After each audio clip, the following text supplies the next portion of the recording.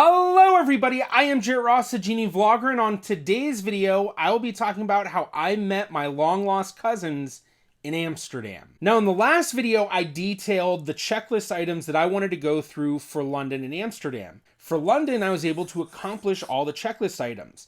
Now that I was in Amsterdam, I needed to accomplish my 4 main checklist items. And now we'll pick up where I left off in the last video, right after I was checking into my hotel in Amsterdam. Day 11.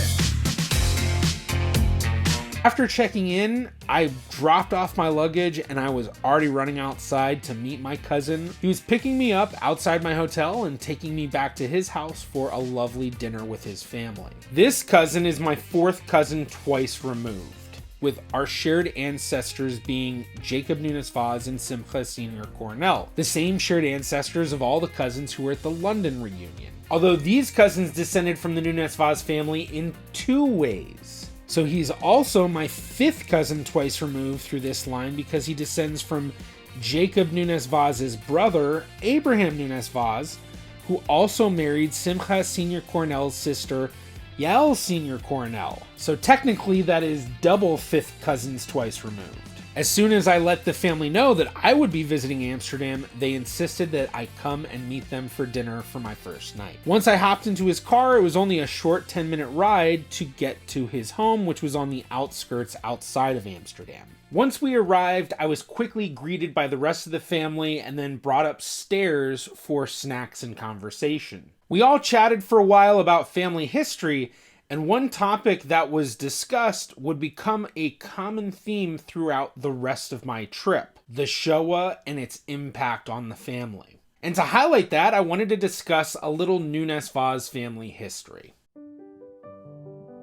In the mid-1800s, there was a large migration of Dutch Jews to London called the Huts movement, or the Chutz movement.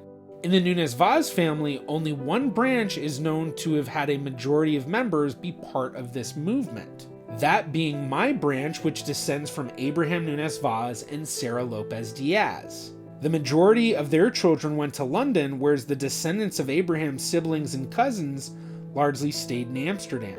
All of these relatives that stayed in Amsterdam were then subjected to the Shoah. In my focus on building the family tree for the Nunes Vaz family, I've been working to identify both the living family members as well as the family members who were murdered in the Shoah. Using my research, Laura Diamond's Holocaust visualization model using the Learn Forever Learn website, and my own visualization enhancements, I created this graph of the Nunes Vaz family. You can see my branch from Abraham Nunes Vaz and Sarah Lopez Diaz compared to the other branches, which quickly visualizes the impact of the Shoah on the Nunes Vaz family. So far, we have identified over 1,000 descendants of the Nunes Vaz family who were murdered in the Shoah. The living family members from these branches are the rare exceptions, the descendants of the lucky few who survived, each branch having a story of survival and split-second decisions which saved their lives. These stories of the Shoah would become a common theme throughout the rest of my trip in Amsterdam. While somewhat expected, I don't think I really realized how overwhelmingly present the impact of the Shoah is in present-day Amsterdam. After a lot of talking, we were soon ushered in around the dinner table to an amazing smelling meal. The dinner was not only delicious, but it also was a bit of a history lesson on some Dutch cuisine. First, we had broccoli soup, and I wasn't quite sure how I would handle this because I do not like broccoli at all, but I pushed myself to try it, and I liked it a lot. I mean, it was honestly really good. I cleaned up my plate. The main course was a traditional Dutch dish called gehaktballen, which is a meatball in gravy basically, although the flavors were a little different than most meatballs I've had, but absolutely delicious. I honestly overdid it on the gehaktballen, so once dessert came around, I think I was a little too stuffed, but I still tried to, have a bit. And then after dinner, my cousin drove me back to my hotel. I went up to my room and sat down and just was reeling over what an amazing night I had. But I definitely needed to get my rest because the next day was going to be a big one. Day 12. I was meeting up with my cousin again, along with researcher Tone Thielen, who I had just seen in London a little bit before, and another cousin named Thom who had figured out his connection to the Nunes Vaz family using DNA and the paper trail. I took the metro up to the station right around the corner from the historic synagogues in Amsterdam because I was going to meet at Esnoga. Esnoga is the famous synagogue for the Portuguese Jewish community of Amsterdam, which was built in the 1670s and was the inspiration for the design of Bevis marks in London. I have family lines that trace back to the beginning of the Portuguese Jewish community in Amsterdam, all the way back in the 16th century. So for me, Esnoga was the oldest ancestral synagogue I had ever visited. My cousin and Tone had already arrived and were standing together outside the synagogue. So once I went up and met them, we immediately went into Esnoga. Now I made sure to bring my camera on this visit because this was something I really wanted to get, and I was pretty comfortable with the camera at this point, which for those who remember in my last video, I didn't get as much because I was still kind of figuring out my new camera. Unfortunately, I had some issues halfway through and I had to go and get a new card and battery, and things had kind of messed up a little quicker than I had expected them to, but luckily I was prepared. We walked around the entire synagogue, with Tone and my cousin being absolutely amazing tour guides. But we were able to check out a lot of the synagogue and see a lot of really amazing parts of it, including parts of the outer building, which included the winter snoga, the room for the governing board of the Muhammad, and we even went upstairs to the women's seats for the synagogue. I was hoping to also get into Etz Chaim, the famous school library for the Portuguese Jewish community, in which I have many family members who were students there dating back to the 1600s, but unfortunately it was closed the entire time I was in town, and it literally opened up the day after my last day in Amsterdam. So next time I go to Amsterdam, that's going to have to be on the checklist. After walking around Esnoga, we then walked to the Holocaust Memorial of Names across the street, which had only recently been completed. Even with my knowledge of the show in the Netherlands, my years of using the digital Yodes monument, and my research to identify my thousands of cousins who were murdered, it did not prepare me for the overwhelming enormity of the monument and what it represented. Each brick in the monument had the name of a victim from the Netherlands, as well as 1,000 bricks for the unknown victims. I found a few sections for my family names that were close to me: Nunes Vaz, Moscow, Robles, Lopez Diaz, and others. I recognized so many family names, and in all honesty, I could probably figure out how I was related to the large majority of the over 102,000 names memorialized in this memorial. We then walked over to the grounds outside of Esnoga known as Jonas Daniel Meyer Plain. This was the location of what is known as the Razzia, the first rounding up of the Jews in Amsterdam. From there, we then walked to the famous theater where the Jews had been taken after being rounded up before they were sent off to the camps. Tona, my cousin, had told me about the history of the building, as well as some of the nearby buildings in the same neighborhood, including how hundreds of babies were saved in a nearby building, as well as how the nearby zoo was able to keep a lot of Jews safe and hide them in different exhibits. From there, we started to head back to Esnoga, but then stopped in a nearby park to visit a Holocaust memorial known as the Cracked Mirrors Memorial. This memorial was dedicated to the victims of Auschwitz, and it was built in 1993. An urn of ashes from Auschwitz was placed under 6 mirrors, which were symbolically cracked. Tone then started to tell me about how the memorial we had visited earlier near Esnoga with the names of all of the victims from the Netherlands was originally supposed to be located in this park, but a lot of the locals in the nearby neighborhood complained about it to the point that it was then moved to where it's now located. Once we got back to Esnoga, we then were met up with our other Nunes Vaz cousin, Thom van der Klok. Now, Thom is the one that I mentioned earlier who had discovered his connection to the family through DNA and the paper trail, specifically using Y-DNA. Through this research, Thom had been able to figure out that his likely connection to the family was through my 4th great-grandfather's older brother, Isaac Nunes Vaz, born in 1793. But Thom, Tone, and I all had a plan to do a ton of walking throughout the city today, and part of that included checking off another Amsterdam checklist item, visiting ancestral homes. Now, first we walked over to the memorial with Thom so he could look at all the names. We went to the Nunes Vaz section and talked a bit about it. And since all of us were a little hungry and wanted to take a little rest, especially since Tone and I had already done a good bit of walking around, we decided to eat at the cafe right behind the memorial. But after eating, we then began our long trek to visit all of these various ancestral homes, as well as doing a general visiting of all sorts of stuff along the way. Now, I actually had a couple of addresses, whereas in London, I really only had one address where I knew the building was still somewhat the original. But for this one, I had a bunch to visit. Luckily, they were all on 3 streets: Roppenburgerstraat, Kerkstraat, and Nieuwkerkstraat. Now, when I had been in London, I was able to figure out beforehand which buildings weren't original and which ones were, whereas with Amsterdam, it was a lot harder to figure that out because Google Maps didn't make it quite as easy. So as we walked through, some of the addresses we found were the original buildings, some of them weren't, and some of the addresses didn't even exist anymore. At one point, we stopped at a local grocery store to grab some waters, and I got my little first taste of Dutch grocery store tourism, checking out some of the foods and candies, and of course, very similar to the grocery stores in London and in America, very typical sort of setup. But Thom bought a couple of candies that he wanted me to try because they were traditional Dutch candies. With my favorite being these ones that were these little coffee candies that I think were called hoekjes. And then he also got some licorice candy, which I'm not a fan of licorice.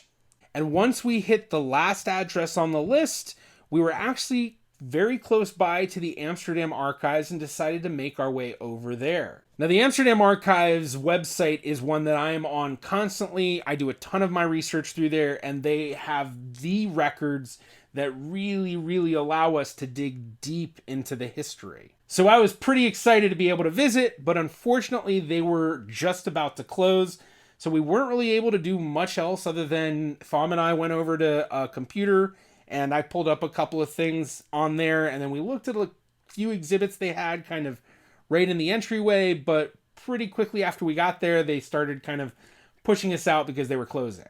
But our walking trek didn't end there. From there, we then went on kind of a touristy view of Amsterdam, with Tone and Thom being my guides. After dinner, Tone had to catch the train home because neither he nor Thom actually lived in Amsterdam. They both had come in from out of town just for me. But Thom had a bit more time, so he and I walked around a bit more, and then we actually ended up visiting Huis de Pinto, which is a house connected to the de Pinto family, for which I am connected through one of my ancestors' siblings marrying Isaac de Pinto.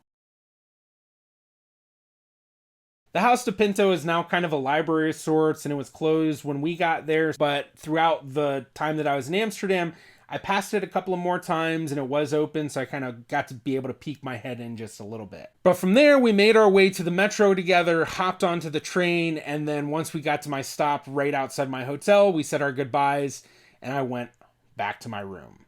But now that I was back in my hotel, it was getting pretty late at this point, and I was kind of tired, but I still wanted to do something, and I realized, hey, there's an Albert Heijn's, the big grocery store nearby, so I wanted to go check it out and do a little of my grocery tourism.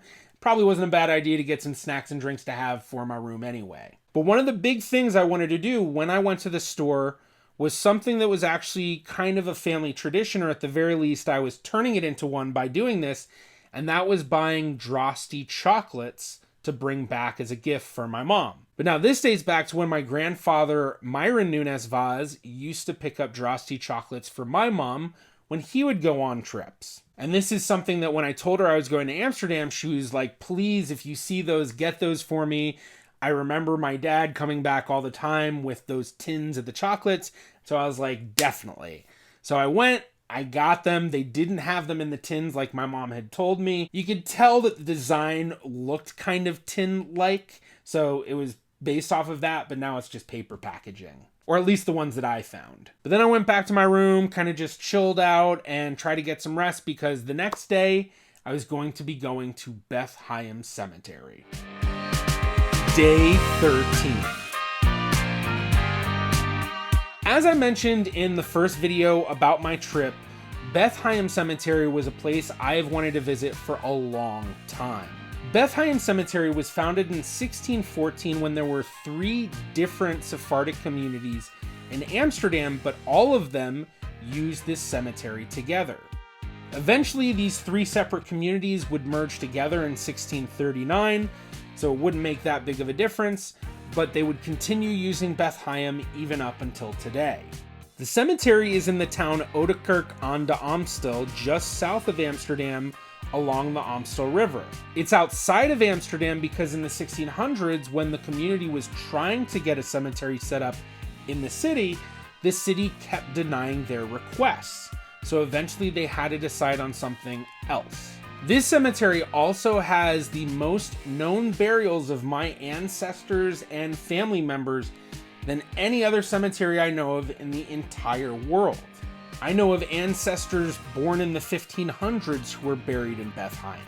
So I was pretty excited to finally be going. First, I would take the metro down to meet up with Thom, who had driven up to an area a little bit south, where he would pick me up, and then we went to the cemetery. And at the cemetery, we had more Nunes Vaz cousins waiting for us. Cora, Luke, and Alice. Siblings who are also descended from Isaac Nunes Vaz, the same branch as Thom, Laura, and Rebecca. Thom comes from Isaac's son Jacob, Laura from Isaac's daughter Esther, and Rebecca from Isaac's other daughter named Esther. Isaac actually had 3 daughters total named Esther. And Cora, Luke, and Alice coming from Isaac's daughter Hannah Nunes Vaz. Unfortunately, all of Hannah's children had been murdered in the show except for 2. One child who had died earlier in 1935, and her son Samson Cohen, from whom Cora, Luke, and Alice descend. Now, as Thom and I were coming up to the cemetery, we're actually running a little bit late because the metro took a lot longer than I was expecting it to, and just not used to it. So luckily we weren't too late, but as we walked into the gate of the cemetery and up to the caretaker's house, we noticed Luke in the doorway, who was the first there to greet us. But as we came inside, we had a really quick hello with everybody because of being a little late, so we wanted to get things started, and we were being led by our guide, Hans Straver. We were able to get a guide because I had messaged the cemetery a while back before visiting to tell them I was coming, that cousins were going to be meeting with me, and if we could get a guide to help us, especially someone who could speak English, that would be wonderful. They connected us with Han, who then messaged me and asked me to send him a list of graves that I would like to visit. So I made a list of graves and sent that to him. And I wanted to make the list a lot longer than I did. It was kind of a long list already, but I kind of wish I had sent him a little longer of a list because many of the graves that we were hoping to see weren't actually visible. And this is because it's very common for graves in the cemetery, the stones, to sink into the ground and out of view. In the caretaker's house, Han gave us a kind of rundown of what to expect with the tour, what we were going to go and see, and pointed it all out on this map that they had in the caretaker house. And then from there, we walked out and began our tour in the oldest section of the cemetery. Luckily, Thom had also been to Bethlehem many times to do his own personal research, so he was actually quite familiar with the cemetery and knew where some of the family members were buried. Now, similar to my walk the day before through Esnoga, I made sure to have my camera charged and ready, and I had brought that, so I have the entire walkthrough available in a 4K video, which I'm going to link down below in the description. It's going to be an unlisted video, so you only can access it through that link. Jan quickly pointed out that while we saw a lot of grass and vegetation, there were graves all underneath almost every single square inch. The ground is a sort of peat moss that causes the gravestones to slowly sink, so the cemetery has only taken the precautions to lift certain graves of prominence. Otherwise, a large majority of graves are pretty much covered, which was unfortunately the case for the large majority of the family graves we were looking for. Jan pointed out the various graves and talked about some of the history with the cemetery as we all walked along, but soon we found ourselves standing beside one of the graves I had requested to see, my 10th great-grandfather, Jacob Israel Belmonte, who was one of the founders of the Portuguese Jewish community of Amsterdam. Oldest ancestor, Jacob Israel Belmonte, buried in 1629, with that stone.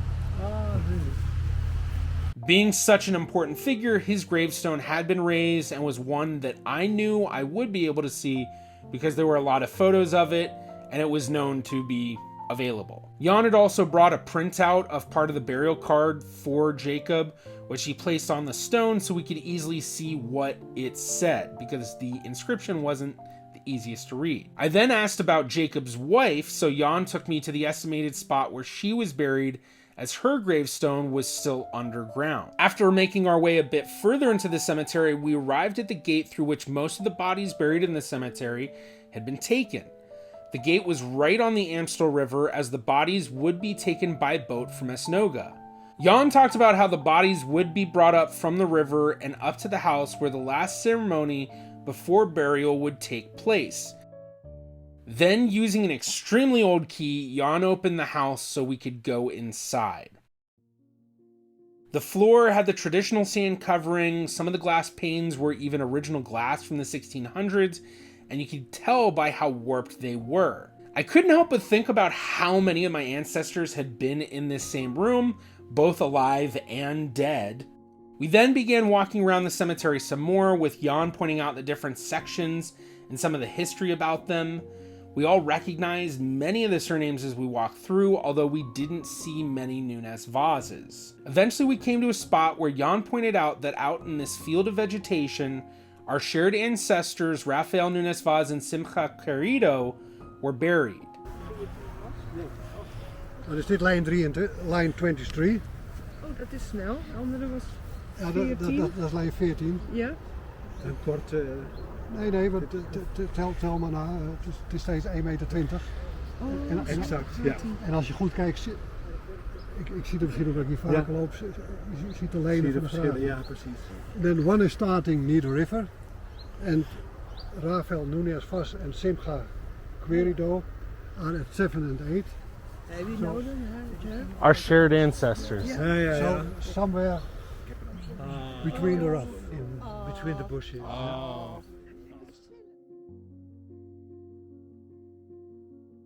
Raphael and Simcha are the parents of Jacob Nunes Vaz, who's been mentioned many times in this video and the previous. In another field covered in vegetation, Jan pointed out that there were 4 graves I had requested who were buried here. After walking a bit further, Jan then showed me one of the only recent graves that was visible, my 4th great-grandfather Abraham Robles. Then Jan took me not too far from there to show me the burial place of my 3rd great-grandfather Rafael Nunes Vaz, the last ancestor of mine to be buried in Bethlehem in 1899. Rafael had lived an interesting life, having grown up in Amsterdam and then moving to London to work as a cigar roller. His children all grew up in the East End of London, but by the end of all of their lives, they had all moved outside of Europe. The story goes that sometime later in his life, after all the children had moved out, Rafael decided that he didn't want to do work anymore, but his wife Reina didn't want him in the house if he wasn't willing to work, so she kicked him out of the house. Rafael then moved back to Amsterdam, where he lived with one of his brothers until his death in 1899. And while I wasn't 100% sure, I was fairly confident I was the first descendant to visit his grave since his burial in 1899. And just to make it a bit more interesting, Rafael is the oldest ancestor of mine where I have a known photograph. Rafael's gravestone wasn't visible, but based on the information Jan had, we could figure out the exact spot of burial. I was able to walk through the vegetation to the spot where I expected him to be buried based on where Jan said it should be. And then I tried to pull out some of the vegetation to see if maybe I could uncover the stone, but pulling out a few handfuls of vegetation seemed to do little, and I imagine it would have taken a lot more to start uncovering the actual stone. But as I was standing around Raphael's grave, there was a feeling that kind of came over me that I hadn't gotten throughout the rest of the tour of the cemetery, but it definitely felt like a different sort of connection standing there versus elsewhere in the cemetery. Almost like out of all of the graves that I had visited that day, that was the most important for some reason. Thom eventually called me over and pointed out that he knew the burial location for his ancestor Isaac Nunes Vaz, and Isaac's grave was not that far from Raphael's. Now, Isaac's gravestone was actually visible, although extremely difficult to decipher. Thom also pointed out that Isaac's wife, Deborah Enriquez de la Fuente, was buried right next to Isaac, but her stone wasn't visible. I did a bit more walking around the cemetery by myself, but eventually we all went back to the caretaker's house and then left. Cora, Luke, and Alice then invited Thom and I to the bakery across the street from the cemetery to get a little bit of food and chat a bit. What made this bakery especially interesting was that it had been a bakery since the 1600s, and the current ownership had owned it since 1897. I have to imagine that generations upon generations of my family must have gotten food from that bakery. We all enjoyed our food and chatted a bit, especially since we didn't have a chance to chat much on the tour of the cemetery. Soon we had to part ways as the bakery was closing up, so we said our goodbyes. As Thom and I got back to the car, he asked me whether or not I would like to take the scenic route back or the quickest route. I wanted to take the scenic route, which was going to be us driving up along the Amstel River. I took a little bit of video of the ride with my cell phone, although it really doesn't do it justice. But it was really cool being able to drive all along the way and get to see the beautiful river and the countryside and all the houses right around it. From there, we went to meet up with some other cousins for dinner. Now, unfortunately, Thom was only able to spend a little bit of time hanging out with us. After Thom left, my cousins who were hosting started to heat up dinner. He'd actually ordered Indonesian because he said that it was very popular in Amsterdam because of the connection with the Dutch colonies in Indonesia. And so he wanted me to get a taste of some of the local favorite foods. During dinner, we talked about a lot of different stuff, especially differences between Dutch culture and American culture. And like we were talking about the differences of how to use the utensils, and like with the Dutch, they don't switch hands with the fork and the knife and all of that.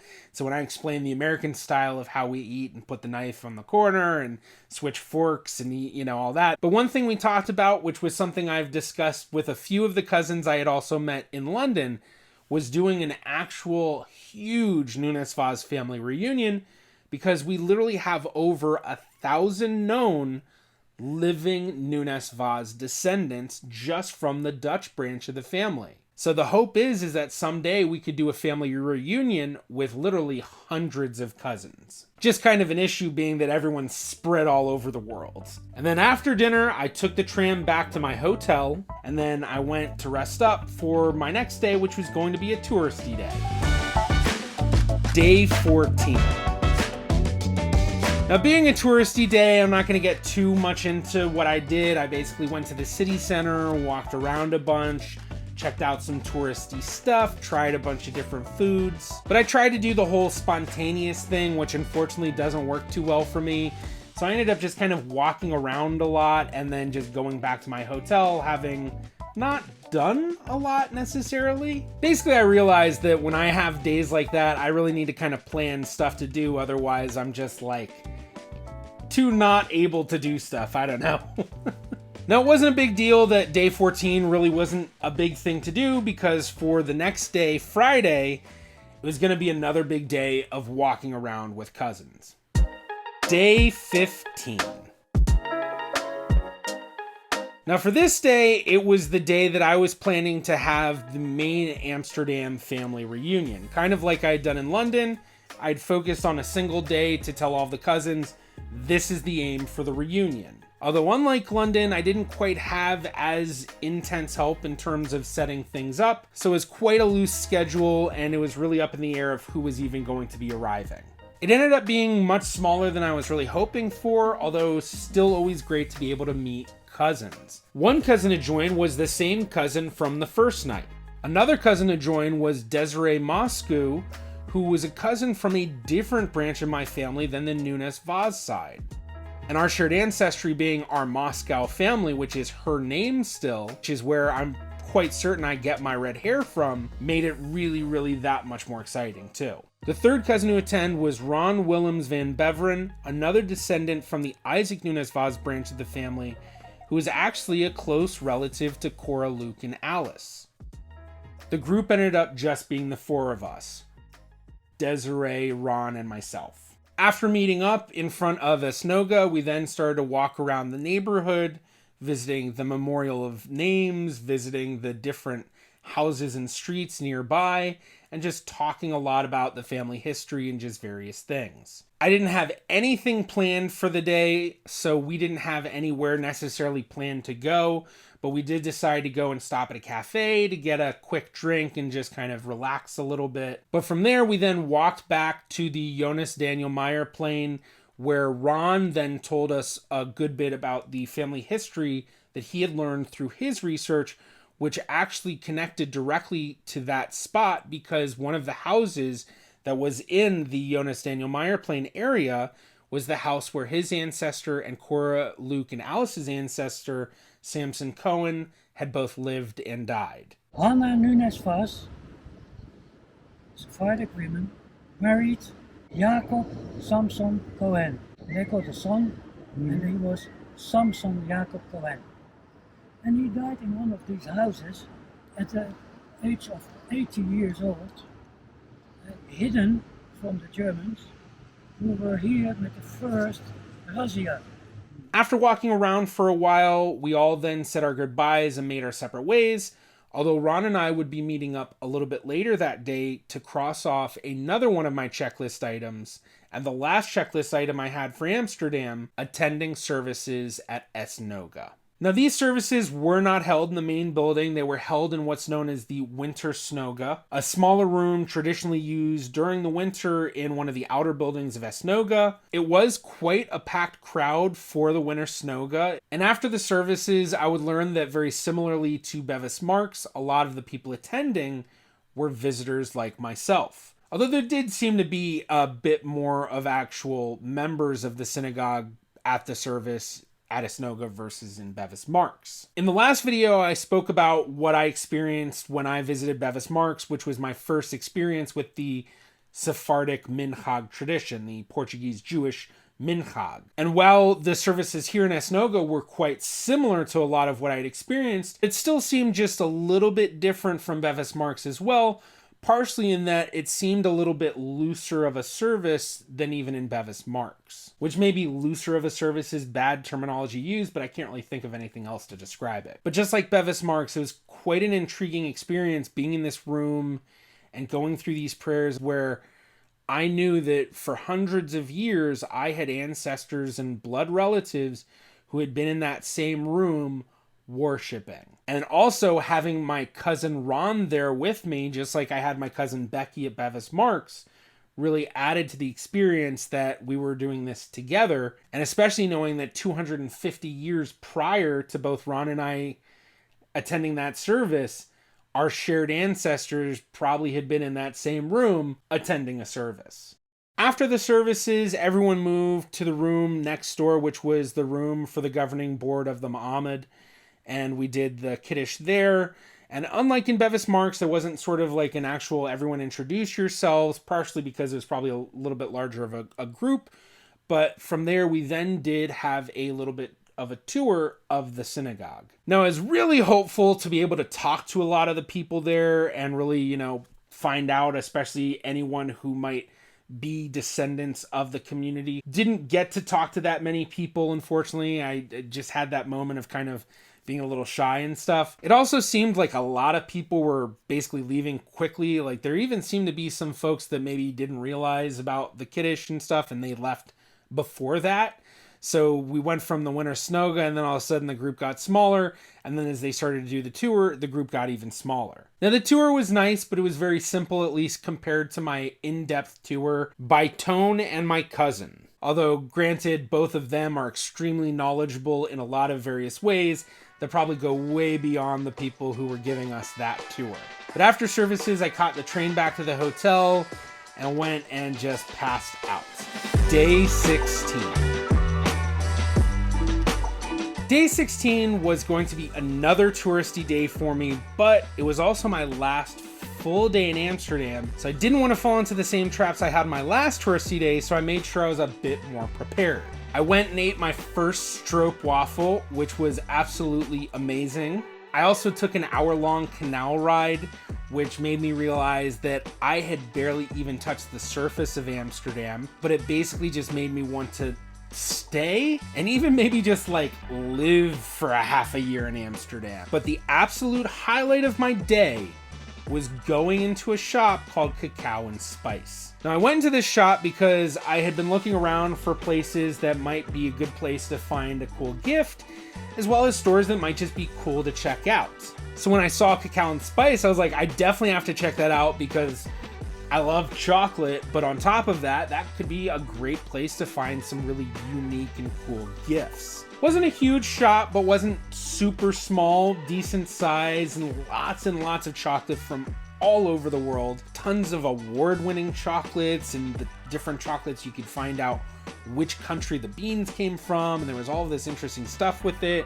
They had this huge ship made out of chocolate, like an old school sailing ship with the big masts and everything, all made out of chocolate, and just tons of interesting little items. Eventually the shopkeeper came over, who introduced himself as Ian, and started to ask me about what were some of the flavors that I liked with chocolate and what were some general flavors I liked just regularly, and that would help him guide to which chocolate worked best for me. As I started to talk about some of my preferences and what I liked, he was quick to start opening bars and pulling out samples and just like, here you go, eat up, enjoy. I ended up having a ton of samples, and I honestly don't know if I overdid it, but Ian was very generous, which was really cool to be able to try all this different stuff from all over the world. But soon I started explaining that actually the main reason I was coming wasn't for getting something for myself, but getting a gift for my cousins who were being so welcoming to me in Amsterdam. So then Ian started to ask me what I knew about the family. So I kind of started to say that, well, you know, we come from this family that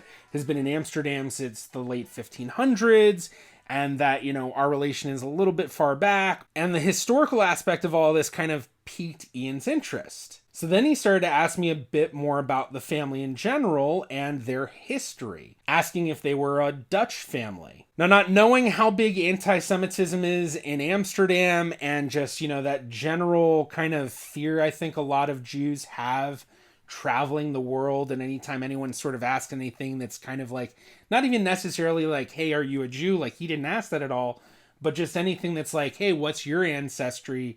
And you don't really want to be like, well, I'm Jewish. So I was a little bit hesitant, but, you know, Ian seemed very, very nice. So instead of saying that I was Jewish, I said, well, we are a Sephardi family. And after I said that, Ian's eyes widened and this big smile came onto his face. He then told me that he also was Dutch Jewish, both Ashkenazi and Sephardi, and even started to make comments that he couldn't believe he was finally meeting another red-headed Sephardic descendant. Basically, hey, I'm not the only red-headed Sephardi. We ended up chatting for a while about all sorts of stuff, and it turned out that Ian was really into history, and not just being into it, but he was actually a local tour guide. Ian also told me a little bit about his history and how his wife came from Indonesia and how they decided to open up the shop and all of the knowledge and expertise that they've had, especially with his wife traveling the world to try all these different chocolates. But it was such a crazy coincidence that of all of the shops in all of Amsterdam that I had picked out to be like, yeah, that's the one I should definitely go to, I bet they'll have a good gift, ends up being a shop of another Dutch Sephardi descendant. Now, once I got back home later, Ian would actually send me some information on his family ancestry, and I was able to figure out that he and I were cousins through many various ways, both through the Ashkenazi lines and the Sephardi lines. So he was my cousin in a lot of ways, like I expect with pretty much every single other Dutch Jewish descendant. I ended up getting a couple of things for the gift for the family, but I had to catch the canal ride actually right after that, and I wasn't sure if I could bring that stuff, so I told them about that, and they said, oh, don't worry, we'll hold it for you, just come back after the canal ride and come and get it. So once I had finished my canal ride and went back to the shop to go pick the stuff up, they presented it to me, and it was beautifully wrapped and set up so that I could give it as a gift to the family, and it was just so cool that they had done that. And then, of course, Ian and I made sure that we got a photo together. We then exchanged our contact information and said our goodbyes, and since then, I have been in touch with them, and hopefully I will see them on the next trip that I take to Amsterdam as well. The rest of the day was just a lot more checking out stuff and a lot of food tourism. I went and tried puffertjes. Or maybe it's puffertjes. I never pronounce it very well. But basically these little pancakes covered in all sorts of toppings. But once I finally got back to my room for the night, I thought about it and was just like, I have to come back to Amsterdam. And just like I had been thinking before on my canal ride, I really wanted to try to see if I could spend half a year or a year there sometime. Biggest issue right now is just I don't know if I could bring my dogs. But soon I was passing out because the next morning I would have to be getting ready to go home. Day 17. The day I was leaving, I had an early afternoon flight, so that gave me just enough time to go have breakfast with some of my cousins at their house. They had quite a spread with all sorts of breakfast foods and fruits and vegetables. Now I felt a little bit bad because it was such a beautiful spread of food and I had eaten so much the day before because that was kind of my, okay, I'm gonna plan stuff out. So I had stroopwafel, I had the puffertjes, I had all of these different like restaurants I had set up to go and try this Lotja steak thing, and then there was like a rib place, just a lot of food. So I really wasn't able to eat much at all. But it was just nice to be able to see everybody one last time before I left and be able to kind of talk a bit about what I had gotten to see and do. But from there, they then drove me to the airport and I was back off to the US. Now the trip overall was absolutely amazing. I had been successful in checking off every single one of my checklist items. And I ended up meeting over 20 of my cousins, which here is the family tree showing all of the cousins that I was able to meet on this trip and how I connect. But one thing's for sure, I definitely need to go back. If you enjoyed this video, be sure to check out this other video of mine right here. Thank you to my Patreon patrons and YouTube members.